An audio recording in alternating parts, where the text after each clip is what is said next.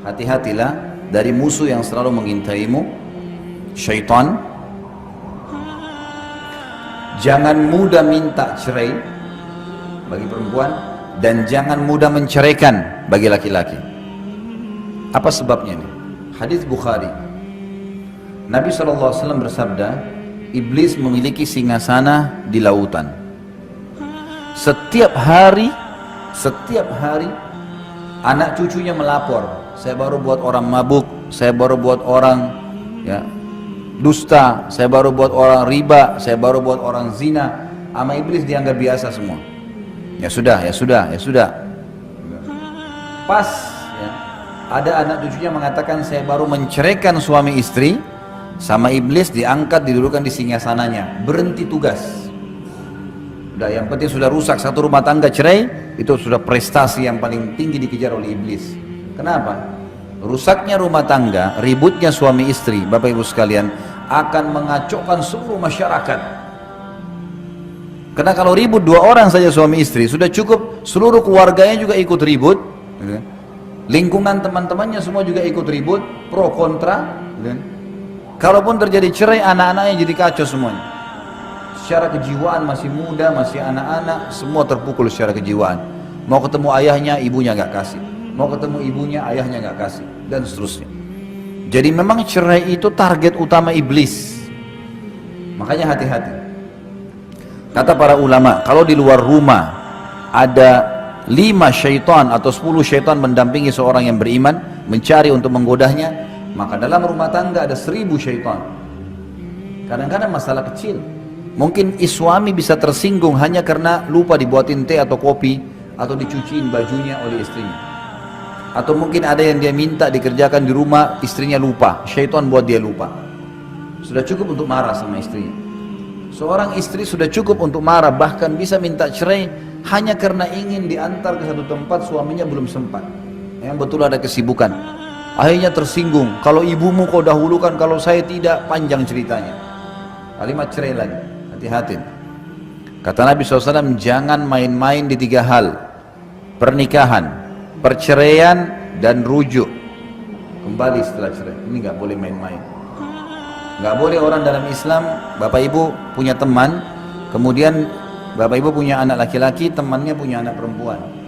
Lalu kita bilang, Bapak Ibu ini bilang sama temannya, nanti anak kita kalau besar kita jodohin ya. Nah, ini dalam Islam berlaku kalau si teman mengatakan, oke, baik, sepakat. Anak-anak ini nggak boleh dinikahin pada saat dewasa kecuali sudah disampaikan. Dulu ayah sama ibu pernah jodohin kamu sama anak itu, mau nggak? Oh, saya nggak mau ayah, nggak mau ibu, ya sudah. Kalau nggak ini terikat, ada hukum di sini.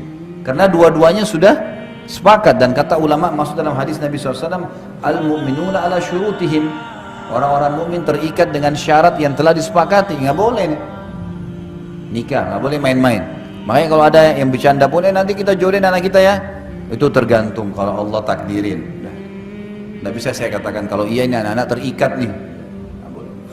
Cerai nggak boleh nih, ucapin sembarangan, apalagi bapak-bapak, hati-hati pengucapan kalimat cerai. Dan kata ulama, hikmah kenapa cerai di tangan laki-laki bukan tangan perempuan, karena mereka pakai akal fikiran. Kalau mau menceraikan masih berpikir nih, ini kedepannya bagaimana, ini nanti bagaimana, anak bagaimana, panjang nih ceritanya. Kalau perempuan tidak, pokoknya ceraikan saya tidak mau tahu, besok apa terjadi ini urusan nanti. Padahal kalau sudah diceraikan, pergi ke rumah orang tuanya, nyesel juga nanti, jadi masalah juga nanti. Banyak orang begitu. Berapa banyak akhwat muslimat yang tanya kepada saya, Ustaz, saya nyesal Ustaz, saya sudah sering tekan suami saya minta cerai, sekarang akhirnya saya diceraikan, saya mau kembali sudah susah. Suami saya sudah sering ucapin sampai 3 kali. Ya hukum syar'i. Kenapa ibu main-main? Gak boleh main-main. Bapak-bapak juga gak boleh main-main nih. Darurat sekali baru diucapin kalimat itu. Betul-betul patokannya adalah pelanggaran agama.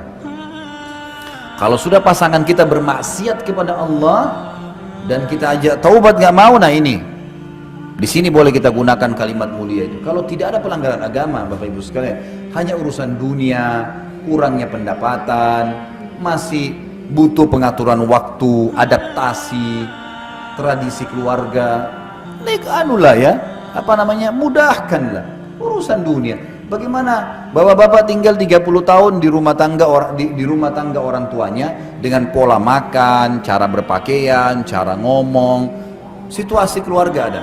Ibu-ibu 20 tahun, 25 tahun tinggal di orang tuanya juga dengan pola makan, cara hidup. Berbeda ini. Tiba-tiba disatuin dalam satu rumah tangga. Apa mau tiba-tiba langsung hari pertama sudah cocok? Ada adaptasi. Ada adaptasi.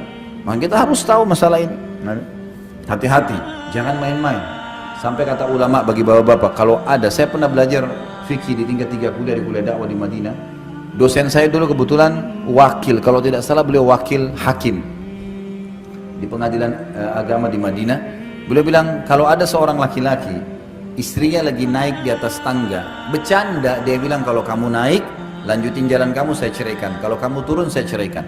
Kalau si perempuan ini tidak mau diceraikan, dia harus turun dari tengah-tengah, kena jatuh tuh tolaknya walaupun bercanda, nggak boleh. Makanya ibu-ibu jangan sering udah ceraikan saja saya, kita sudah nggak cocok, akhirnya suaminya terpicu ngucapin kalimat itu, nggak boleh. Bapak-bapak juga jangan menekan istrinya dengan selalu kalau kau tidak mau ikut saya akan ceraikan. Kalau urusan agama boleh, ingat ya, kalau sudah urusan agama hubungan sama Allah, cerai ini boleh dipakai. Tapi kalau urusan dunia, masalah makanan, baju, warna spray, gorden, tinggal di mana dunia, nggak ada yang dibawa ke kuburan. Mau diapain tuh rumah yang oh ini di Menteng hebat, oh ini cuma di Rawamangun, saudara. Kita kalau naik pesawat yang di Menteng pun jadi kecil tuh, nggak kelihatan lagi. Apa yang mau diperebutkan?